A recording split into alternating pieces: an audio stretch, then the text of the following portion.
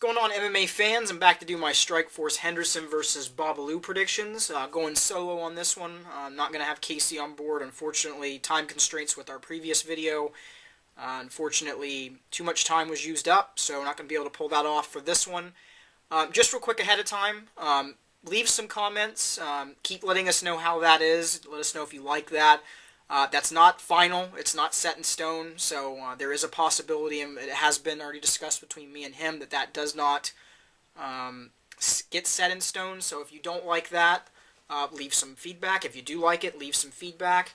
And we're going to be addressing that here coming up in the next week or so after this trial run is done with it. So let's go ahead and run over the main card for Strikeforce.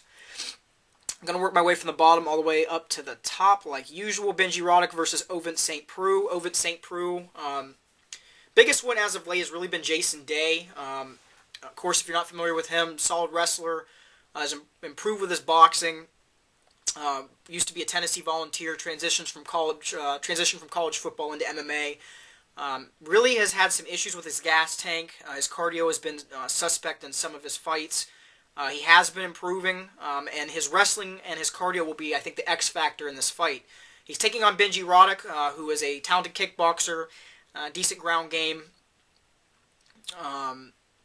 decent takedown defense. This will be an interesting fight. If St. Preux can come in with improved cardio, his wrestling is, definitely better than Roddick's. He'll be able to, definitely work the advantage there and possibly in some clinch situations. The only problem that I have with this is I think St. Preux's cardio is still way too much in question. I think that is a big question mark on this fight, and to be honest, I think he's going to gas after the second round possibly, and that's where Roddick's going to take over. I think that Roddick will probably lose the first round, probably start to not look so good in the second, and then start picking up the pace. I'm going to go with a TKO for Benji Roddick. I think he's going to stop St. Preux late. I just think that the cardio issues that St. Preux has showed in his previous fights, I think that will be a problem in this one, and I'm going to have to, unfortunately, take the veteran in this one, Benji Roddick, by third-round TKO. All right, next fight, Mike Kyle taking on Antonio Bigfoot Silva. Mike Kyle, if you're not familiar with him, UFC vet, has fought way, way back in the day. Notable guys, a guy like Justin Eilers that he fought. Mike Kyle's got a dangerous right hand, decent boxing, decent takedown defense. His ground game, while it has improved, it's still an area that he's had difficulties with, and I don't think that he's really gotten up past some of his some of the things that has hurt him in previous fights. He's taking on Bigfoot Silva, who is a talented grappler, primarily with his top game, good boxer, very good hands. He's improved a lot in that area as of late. We got to see that against Bigfoot's biggest win to date, which was against Arlovsky. And he was able to get some clinch situations there. He looked better in the clinch, looked better with his boxing, was more technical. And he had a better gas tank. He was a little bit more composed. So Bigfoot has definitely improved. Again, his grappling is very good, his top game. Mike Kyle is a tough guy. I think that this is going to be one of those fights that Silva is going to have a little bit of a difficulty in finishing. I don't know why I think that. At first when I was going to pick this fight, I was going to pick a stoppage, but my gut feeling tells me this one's going to go to decision. So I'm going to say that Antonio Silva beats Mike Kyle via unanimous decision. I think he just has the better hands. He's got power in both hands, both his right and his left. Dangerous uppercut Bigfoot has. And I think he's just the more technical fighter at this point at least. So I'm going to go with Bigfoot Silva via unanimous decision. All right, next fight, Robbie Lawler versus Matt Lindland.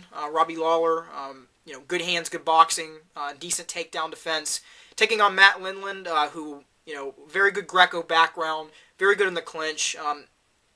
When he is in the stand-up and he is exchanging in the pocket with his boxing, he does have, pretty good, capabilities of being able to slip some punches and initiate clinch situations. But as of late, his chin has really shown, wear and tear.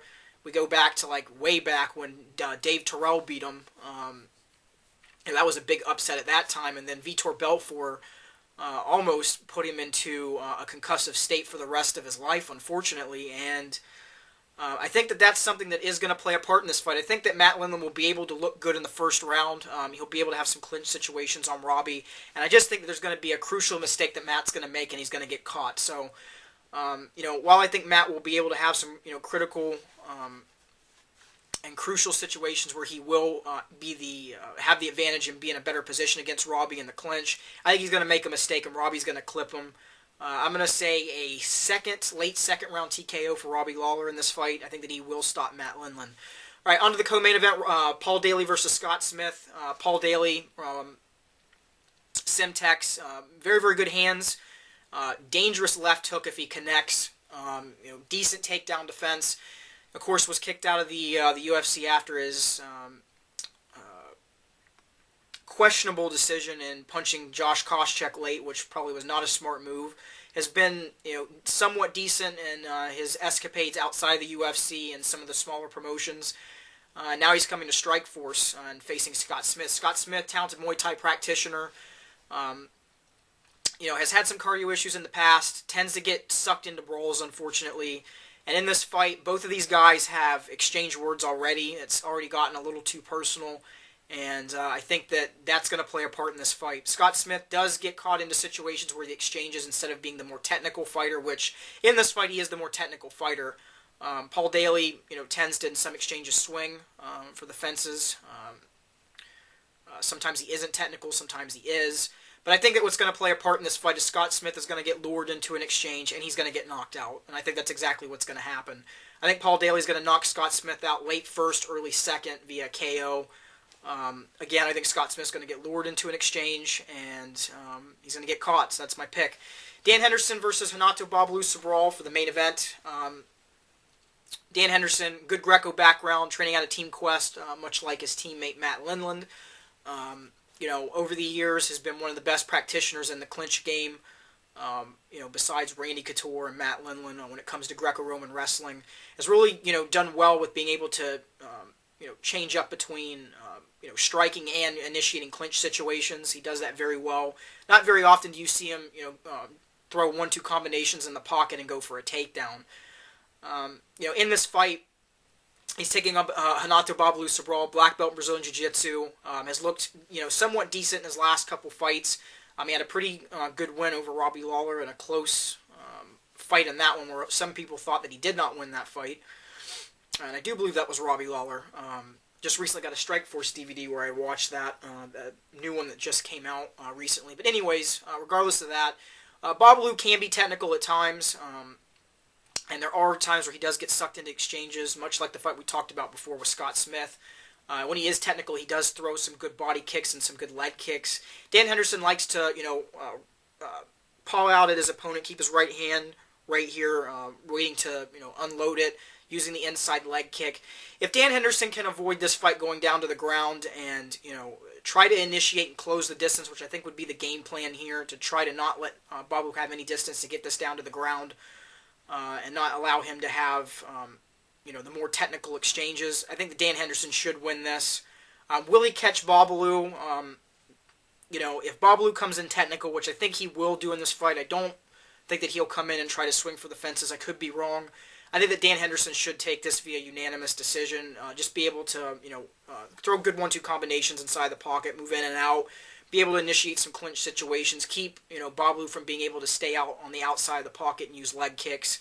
And I think Dan Henderson will win via unanimous decision. So those are my picks for the Strikeforce Henderson versus Babalu card. Leave me some comments, constructive, negative, positive, as always. Once again, leave us some feedback on the merge that has happened, that of course is in still a trial phase between me and Hero Casey. Let us know how you think about that. And on that note, you guys take it easy, and I will try to be back to do a review on this one. So you guys take it easy. She was more like